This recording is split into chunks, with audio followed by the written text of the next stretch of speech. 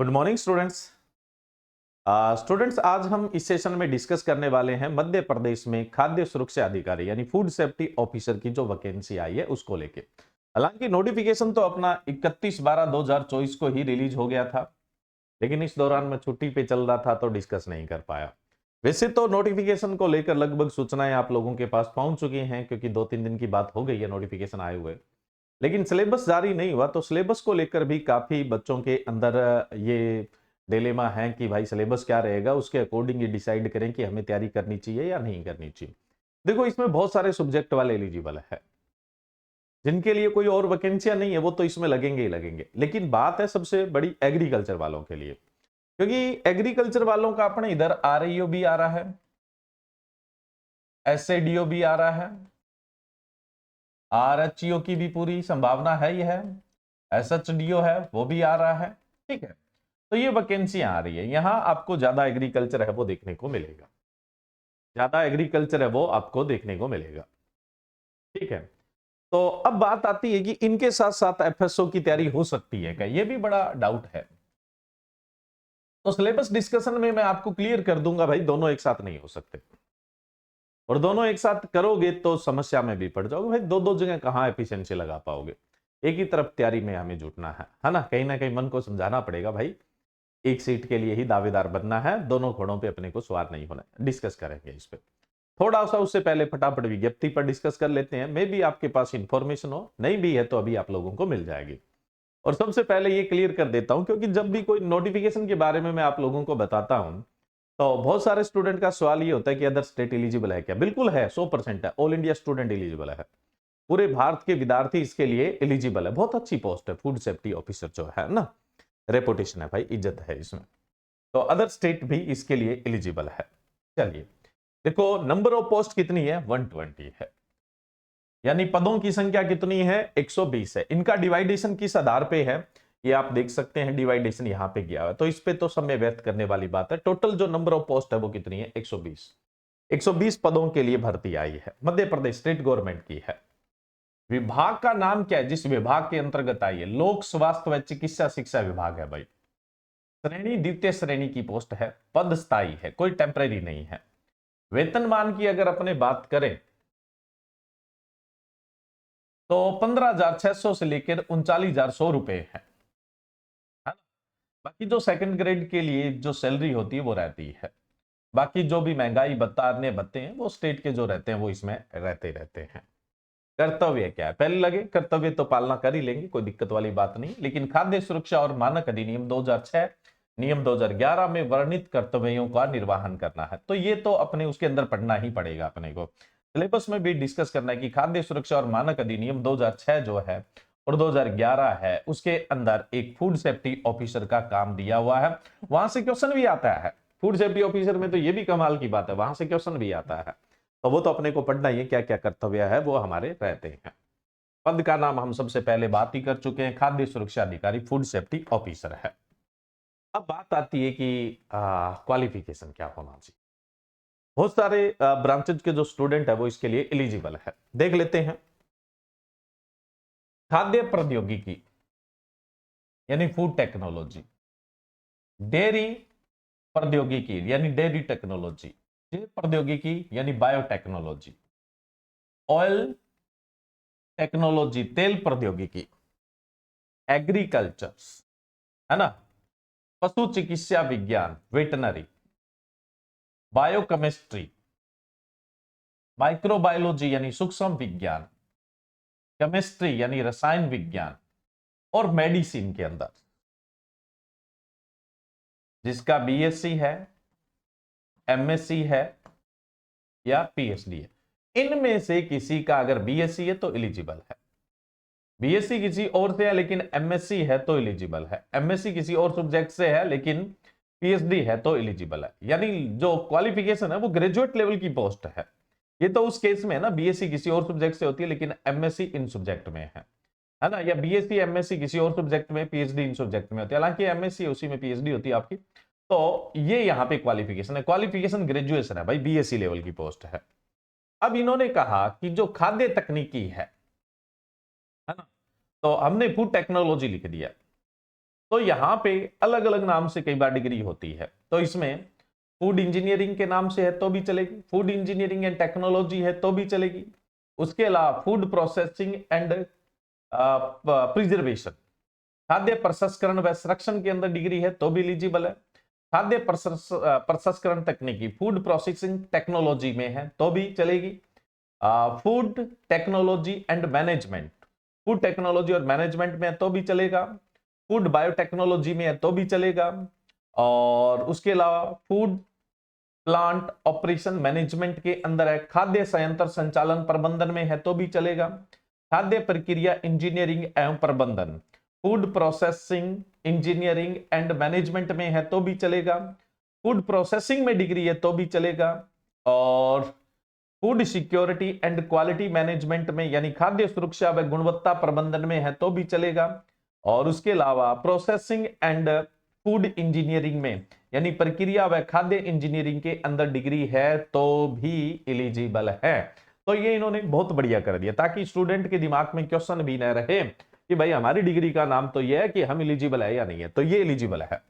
अब एग्रीकल्चर में जैसे बीएससी एग्रीकल्चर है, या फिर जो एग्रीकल्चर इंजीनियरिंग वाले हैं, बायोटेक्नोलॉजी वाले हैं, डेयरी टेक्नोलॉजी वाले हैं, फिशरीज वाले हैं, फूड टेक्नोलॉजी वाले हैं, और फूड न्यूट्रिशन एंड डाइट है ना मैनेजमेंट वाले हैं, खाद्य पोषण व आहार विद्यता वाले हैं, हॉर्टिकल्चर वाले हैं, है ना, ये सब एलिजिबल है। तो यहाँ हॉर्टिकल्चर वालों के साथ भी किसी तरह का सौतेला व्यवहार नहीं किया गया है, आप निश्चित रहिए। तो ये एलिजिबिलिटी है जी। अब बात आती है इंपोर्टेंट डेट की। विज्ञापन आपका 31 तारीख को ही आ गया था, मैं ही लेट हूं। ऑनलाइन जो आवेदन है वो 28/3/2025 से होंगे भाई, तीसरे महीने से, वो भी तीसरा महीना निकलने के बाद ये लगभग मार्च एंड में है। और ऑनलाइन आवेदन है वो आपका 1 महीने चलेगा यानी 27 अप्रैल तक चलेगा। ऑनलाइन आवेदन में कोई त्रुटि होती है तो उसमें आप सुधार प्रारंभ तिथि 1 अप्रैल है और सुधार 29 अप्रैल तक है वो कर सकते हैं। प्रवेश पत्र कब आएगा, लिखित परीक्षा कब होगी, ये सब अभी क्या है डिक्लेयर नहीं किया गया है। अब हम बात करें भाई, देखो इसमें पहले आपका एग्जाम होगा फिर इंटरव्यू होगा, तो अभी एग्जाम की डेट या इंटरव्यू की डेट है और सिलेबस है वो डिक्लेयर नहीं किया गया है। आयु सीमा की बात कर ले तो मिनिमम 21 वर्ष है।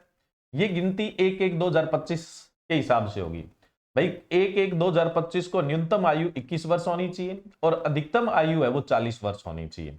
उसके अलावा जो पीडीएफ है वो ऑनलाइन एग्रीकल्चर टेलीग्राम पे पड़ा हुआ है, तो वहां से आप डाउनलोड करके जो जिस कैटेगरी में जितनी छूट है वो देख सकते हैं। भाई कई कैटेगरी में छूट होती है ना, न्यूनतम आयु में कभी छूट नहीं होती है ना, इसमें तो कोई सोचना ही मत। अधिकतम आयु में छूट होती है ना, कुछ इसमें रिलैक्सेशन होता है। तो गणना 1/1/2025 के हिसाब से, यानी यहां तक आपकी आयु कम से कम 21 साल की और अधिकतम 40 वर्ष की होनी चाहिए। कैटेगरी वाइज कुछ छूट भी है तो वो अपने देखेंगे, बात करेंगे, ठीक है। तो ये बात हो गई यहाँ पे मोटा मोटा। अभी फॉर्म भरने को लेकर ज्यादा इश्यू नहीं रखने अपने को, क्योंकि ये मार्च में स्टार्ट होना है। एमपी वाले भी एलिजिबल है, अदर स्टेट वाले भी एलिजिबल है। कुल मिला के बात यह है कि अगर आपका इंटरेस्ट है तो आप इसकी तैयारी है वो स्टार्ट कर सकते हैं। अब बात आती है कि इसमें सिलेबस क्या रहेगा। देखो इसमें सिलेबस क्या रहेगा, एक तो पार्ट रहेगा आपका फूड केमिस्ट्री वाला, इसमें तो कोई डाउट ही नहीं।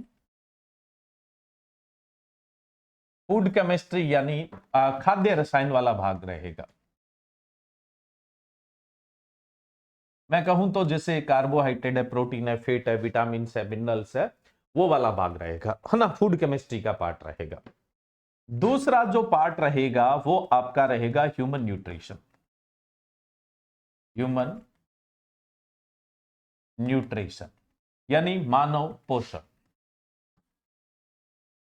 इसमें ह्यूमन डाइट वगैरह सब कुछ आ जाएगा ना, और आईसीएमआर की जो रिकमेंडेशन होती है, Indian council of medical research वगैरह की, तो ये सब इसमें पार्ट रहेगा, है ना। भाई कौन से न्यूट्रिशन का हमारी बॉडी में क्या रोल है और किस तरह से हम इसको डाइजेस्ट करते हैं, और उसके अलावा मैं बात करूं तो कहां से हम इसको प्राप्त करते हैं, यानी सोर्स क्या है। उसके अलावा आपका जो पार्ट है वो प्रोसेसिंग का होगा, यानी कुछ जो प्रोसेसिंग प्रोडक्ट है, जेम, जेली, मुरब्बा, कैंडी, बेवरेज, बहुत प्रकार की, है ना, फर्मेंटेशन वगैरह, तो प्रोसेसिंग जरूर रहेगा, प्रसंस्करण है वो भी रहेगा, इसमें कोई डाउट नहीं। है ना। अब प्रोसेसिंग है तो फूड एडिटिव्स भी रहेंगे, फूड एडिटिव यानी जैसे परिरक्षक वगैरह है, या जो टेस्ट इनहेंसर है, एरोमा इनहेंसर है, तो फूड एडिटिव वाला भी पार्ट रहेगा। उसके अलावा मैं बात करूं तो देखो जी, इसमें रहेगा food law and regulation. Food law and regulation रहेगा, यानी जो भी खाद्य से संबंधित लॉ एंड रेगुलेशंस है ना, जो भी लीगल चीजें हैं वो भी रहेगा। जैसे आप एफपीओ पढ़ते हो, फूड प्रोडक्ट ऑर्डर पढ़ते हो, food safety and standard act पढ़ते हो, food safety and standard authority of India पढ़ते हो, है ना। उसके अलावा जैसे वर्ल्ड लेवल पे हम बात करें तो HACCP पढ़ोगे आप, है ना, और कोडेक्स एलिमेंट्रस पढ़ोगे। ऐसे करके बहुत सारे जो लॉ एंड ऑर्डर्स है, नेशनल लेवल के भी है, स्टेट लेवल के भी है। स्टेट लेवल पे तो फूड लॉ बहुत ही रेयर होते हैं। और उसके अलावा मैं बात करूं तो जो इंटरनेशनल लेवल पे है ना, पूरे विश्व में जो एक साथ लागू होते हैं, तो वो चीजें हैं वो इसके अंदर है वो रहने वाली है। अब ये तो देखो सब्जेक्ट के अंदर तो ये रहेगा। अब बात ये आती है कि सब्जेक्ट के अलावा कुछ दिया जा सकता है क्या? मे भी दिया जा सकता है, अभी मैं डैम श्योर नहीं हूं, है ना, क्योंकि कल ही काम पे लौटा हूं तो बहुत ज्यादा कुछ जानकारी नहीं जुटाई है। लेकिन अगले सेशन में बहुत जल्दी मैं क्लियर कर दूंगा कि ऑलमोस्ट सिलेबस है और ऑलमोस्ट पैटर्न है वो ये रहेगा। एग्जाम पैटर्न क्या होगा भाई? पहले आपका OMR सीट पे एग्जाम होगा, यानी कहने का मतलब जो वैकल्पिक प्रश्नों का प्रश्न पत्र आता है वो रहेगा, है ना। OMR सीट पे आपका एग्जाम होगा। इसमें जितनी अपने पद है 120 है, इसके 3 गुना बच्चों को पास किया जाएगा। 120 है तो 360 बच्चों को पास किया जाएगा जो इंटरव्यू के लिए बुलाए जाएंगे। तो 3 गुना को यहां से पास किया जाएगा और फिर इंटरव्यू होगा। और इंटरव्यू के बाद क्या है, जो एग्जाम है प्लस इंटरव्यू है, इन दोनों के मार्क्स जुड़ के फाइनल सिलेक्शन होगा। दोनों के मार्क्स जुड़ के है वो फाइनल सिलेक्शन है वो आपका होगा। ठीक है, तो अब बात आती है कि तैयारी कहां से करें, कैसे करें। तो चिंता करने की कोई बात नहीं है ना। देखो फूड सेफ्टी ऑफिसर के लिए ऑनलाइन एग्रीकल्चर 6 तारीख से नया कोर्स लॉन्च करने जा रहा है। इनिशियली जो मैंने सब्जेक्ट बताए वो आपको करवाए जाएंगे, क्योंकि वो तो पक्के आने लिखवा लो चाहे आप, है ना। उसके अलावा जो भी आएगा वो आपको करवाया जाएगा, सिर्फ MPGS को छोड़कर। कल को MPGS जुड़ता है तो वो पार्ट हम नहीं करवाने वाले हैं, ठीक है। बाकी कुछ भी कल को कोई क्वेश्चन मैथ, रीजनिंग, इंग्लिश किसी के भी जुड़ जाते हैं, कंप्यूटर कुछ भी जुड़ जाता है तो वो हम करवाने के लिए कटिबद्ध रहेंगे, यानी कमिटेड है वो रहेंगे। सिर्फ MPGS को टच नहीं करने वाले हैं। और ये जो कोर्स है, मतलब सब्जेक्ट तो करवाएंगे, बहुत अच्छे करवाएंगे, उसीलिए तो कोर्स स्टार्ट करते हैं भाई। तो ऑनलाइन एग्रीकल्चर ये कोर्स स्टार्ट करने जा रहा है 6 जनवरी से। कब से स्टार्ट करने जा रहा है? 6 जनवरी से स्टार्ट करने जा रहा है, जिसमें सिलेबस के अकॉर्डिंग आपको लाइव क्लासेस मिलेगी। जो लाइव होगी वो रिकॉर्डेड फॉर्म में भी सेव रहेगी, और सब्सक्रिप्शन 1 ईयर का रहेगा। एग्जाम पहले हो गया तो भी 1 साल तक सब्सक्रिप्शन, और लेट होगा तो सब्सक्रिप्शन 1 ईयर का ही रहता है भाई। एक्सटेंड करवा सकते हो लिटिल बिट अमाउंट के साथ, लेकिन 1 साल में नहीं पढ़े तो फिर बाद में भी क्या पढ़ोगे, 1 साल बहुत होता है तैयारी करने के लिए, ठीक है। तो लाइव क्लासेस रहेगी, रिकॉर्डेड से फॉर्म में सेव रहेगी, जितनी बार आप देखना चाहे देख सकते हैं। प्रिंटेबल PDF बुक्स नहीं भिजवाएंगे, बाकी सभी कोर्स में बुक भिजवाते हैं, इसमें प्रिंटेबल PDF, बाकी में प्रिंटेबल PDF नहीं होता, इसमें प्रिंटेबल होगा। और कोर्सेज में हम प्रिंटेबल PDF नहीं देते हैं एप्लीकेशन पे, क्योंकि बुक्स भिजवा देते हैं। इसमें आपको प्रिंटेबल PDF है वो दिए जाएंगे, आप PDF को प्रिंट है वो कर सकते हैं। और टेस्ट है वो भी आपके चलते रहेंगे साथ साथ में, टॉपिक वाइज भी चलेंगे और लास्ट में फुल लेंथ टेस्ट भी चलेंगे। और समय समय पर आप लोगों को डाउट सेशन भी दिया जाएगा, और इसका प्राइस मात्र 4000 रुपए है।